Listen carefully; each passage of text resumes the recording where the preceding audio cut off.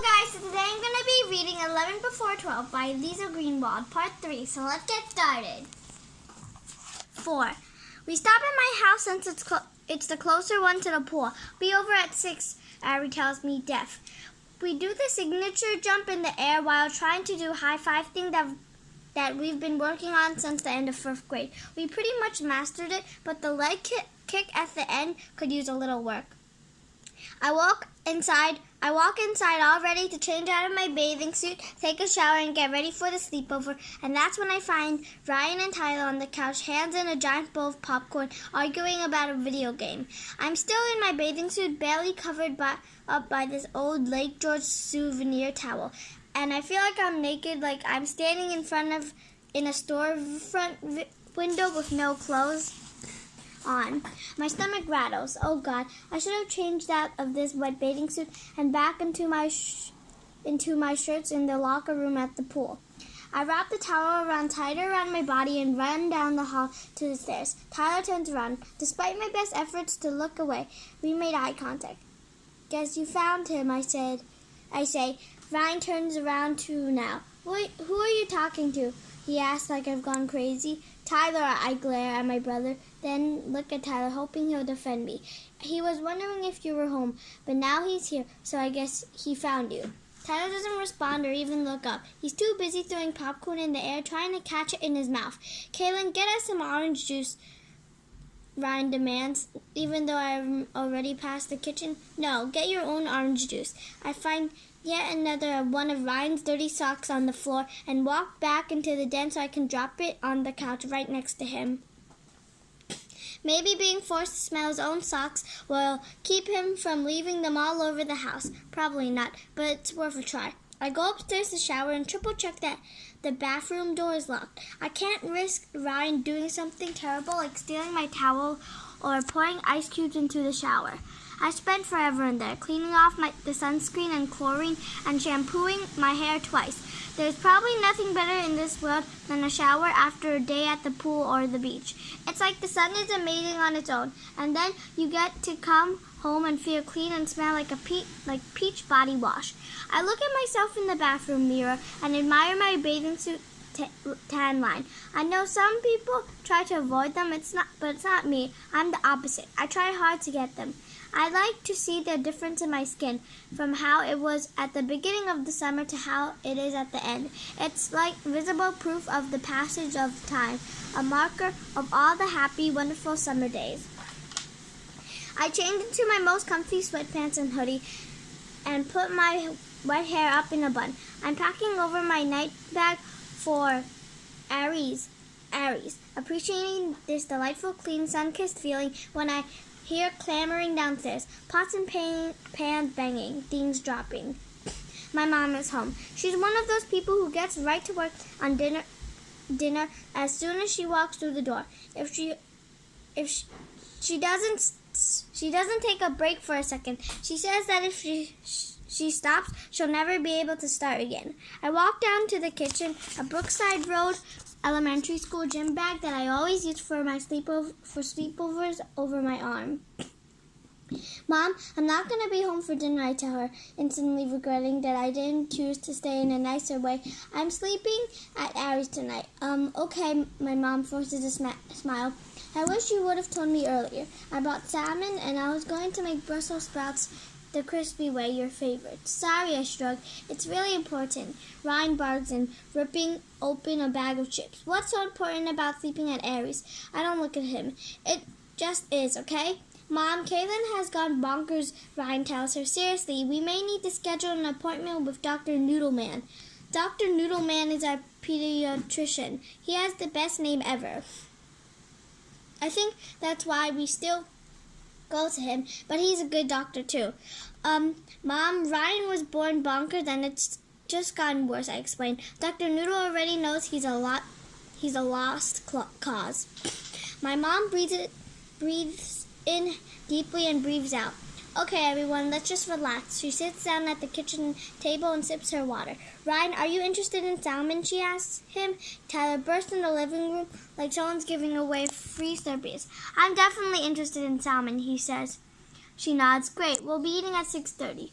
Rye dog, Rye Dog, want to shoot hoops? Tyler asked him. I bet you $5 I can make a shot from the edge of your driveway. Deal. They shake hands, and Tyler leaves the kitchen. I hear the sound of potato chips crunching, and 3 seconds later the crumbs are mushed into my perfect after-shower clean hair. Ryan, I scream. Are you kidding? This is the water dropping things on each other's head. Where can I find some molten lava? Ryan runs out the door, and I flip my head over to get the potato chip crumbs out. I'll dust bust, I promise, I tell my mom. She pulls out a kitchen chair for me and pats it to get me to sit down. Everything okay, Kaylin? No. Ryan is torturing me. Can't you see that? I shriek. Yes, I do see that, and I'm working on it. But this whole important sleepover with Ari, she looks at me. I worry about you. Ever since the whole Lily and Brooke debacle, when I refused to go to school for a week, my mom was always on edge about me having friend transferred bees. I guess that's what moms do. They stress. Oh no, it's nothing to worry about, I assure her. I promise. Okay, she puts her hand on my hand and smiles all gentle in a way that feels way too dramatic for this moment, like the end of an episode on some sitcom where cheesy music is playing. I smile anyway. Okay, gotta go get ready. I run back upstairs to double check that all the potato chip crumbs are out of my hair. This list is going to be awesome. The Ari and Kaylin BFF prepare for middle school, and completely rule the world list. Okay, maybe that's too long. The Ari and Kaylin crush West Brookside Middle School list. That sounds kind of violent.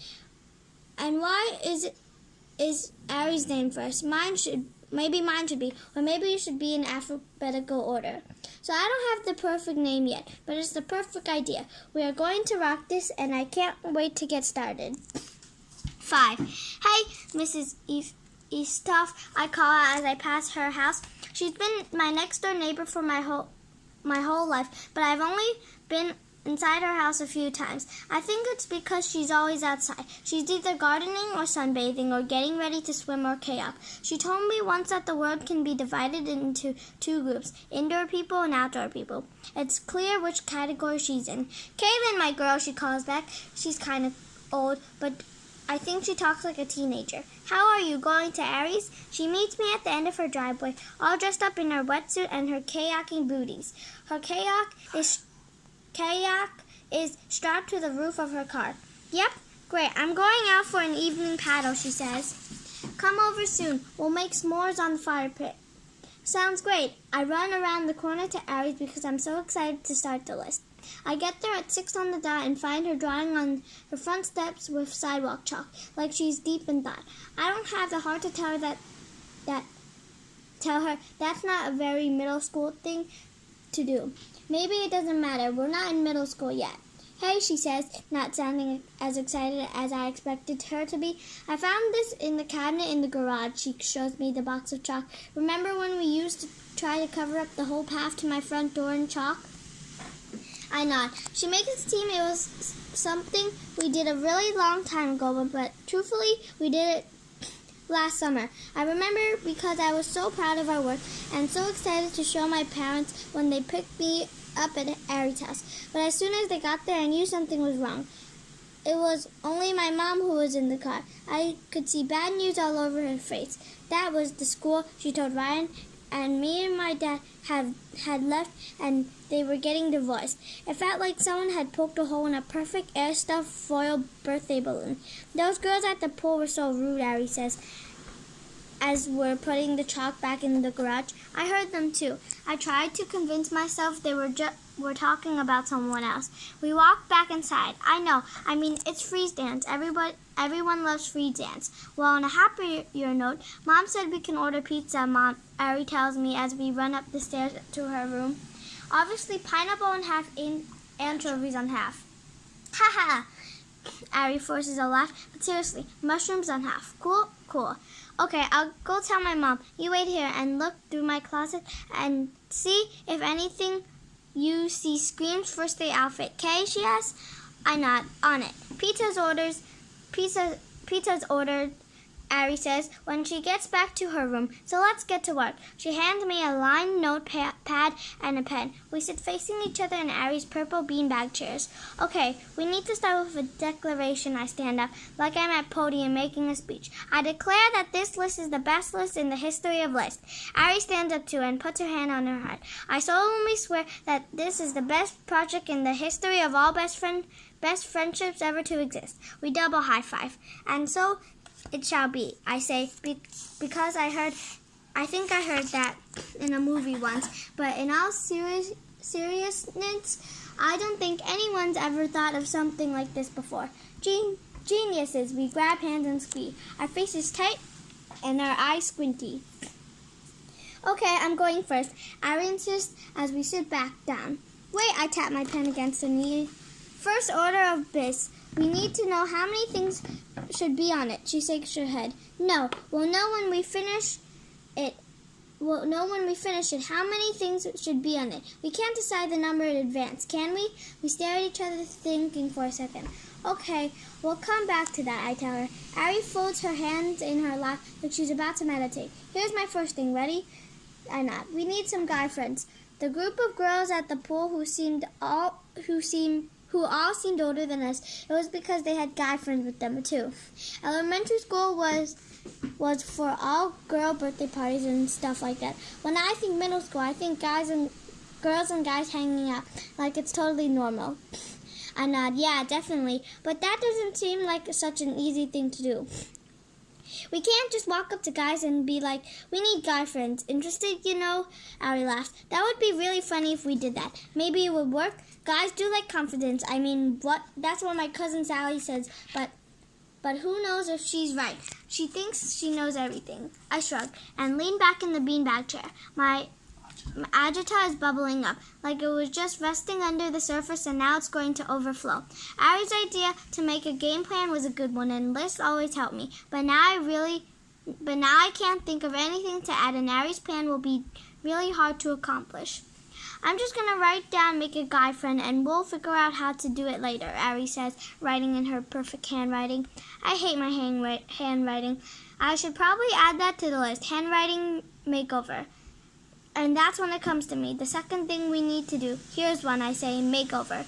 You mean go to the mall and go to one of those makeup counters and pretend we're going to buy all the expensive makeup and get a makeover? Harry asks. Clearly she's been thinking about this too.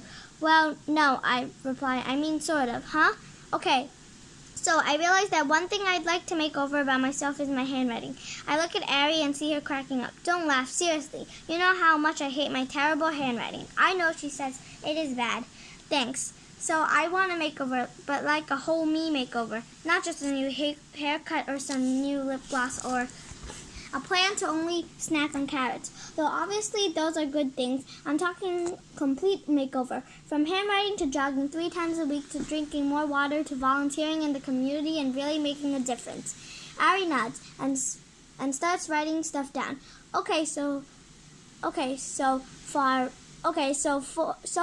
we have find a guy friend and get a whole me makeover. She chews on the end of her pen. I'm mentionally adding that to the list for Ari's makeover. She can't keep doing that. I close my eyes for a second, thinking about the fact that a million things can make up a whole me makeover. I'm tired. Let's go get a snack and see if the pizza's here. Sounds good to me. We get down to Ari's kitchen, and her mom has a pizza cutter out, about to start slicing. What are you doing, Ari asks. What? She looks at her hand and at the pizza and back at us. Oh my goodness, I was thinking this was for Gemma. She likes pizzas. She still likes her pizzas in half slices. What am I doing, girls? Sorry, girls. Ari rolls her eyes, and now she's crazy to me. Can I get you girls anything to drink? Ari's mom asks us. I have pink lemonade, yellow lemonade, fruit punch water. Mom, we can take care of it. Ari's mom's lips curve up into an excited smile. She says, okay, well, enjoy, girls. I'll be in the basement doing laundry if you need anything. We're fine, Mom. Ari always gets annoyed at her mom because she can be over the top and trying to be perfect and making everything wonderful for Ari and Gemma. I can see how it gets annoying, but sometimes I'm jealous. Not that my mom doesn't try. She does. She tries really hard, but she's on her own now, and she works full time and she's tired. I can't tell she's tired. She doesn't complain or anything. I can just tell. So I sort of think Ari should be more appreciative of her mom, more grateful, but I don't tell her that. Maybe I'll sneak into Ari's whole me makeover, though. That seems like a good place for it. We eat our pizza and keep discussing things we can do. When I get to the crust part, I bend it over my mouth and hold it there with my tablet. Should this be my new back-to-school look? I ask Ari. She cracks up. Pizza crust mustaches? That's a part of your makeover for sure. I try to hold it in place with my lips while saying, I need more crust for my goatee. I take another piece of pizza, try to think of ideas. Ari adds, you know, we can probably meet guy friends at the pool.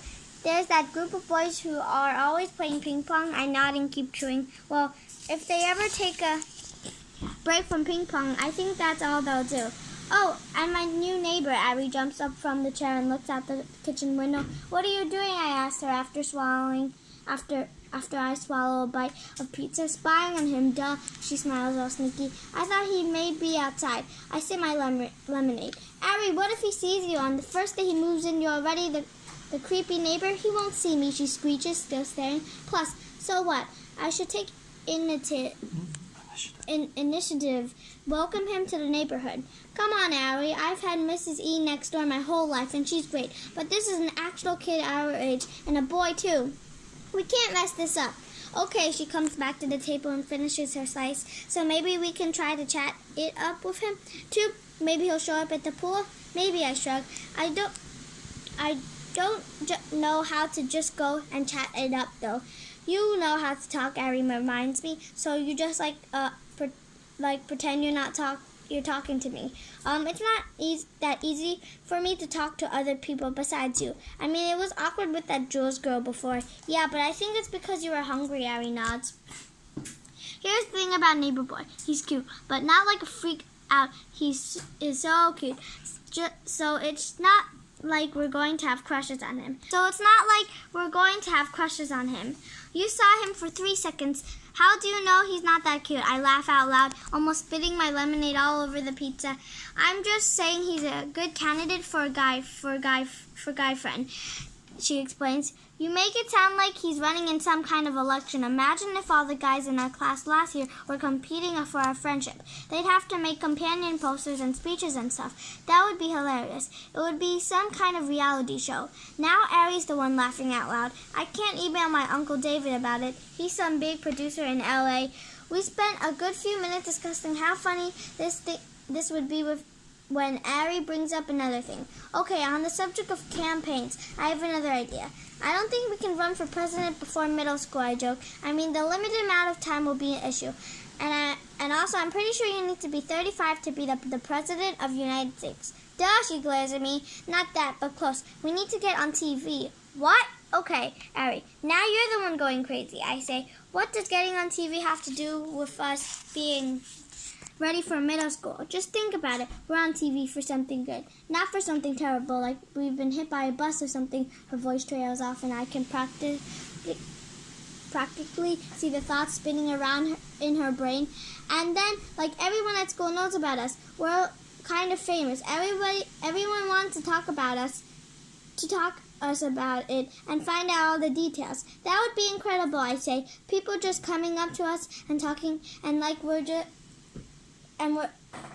just like sitting back all cool, like it's no big deal. Totally, she taps her nails against the table, and everyone's like, did you hear about Ari and Kaylin? Ari's coming up with a good plan, and it's a good one. So I'm going to stop here. I hope you enjoy my video. Bye!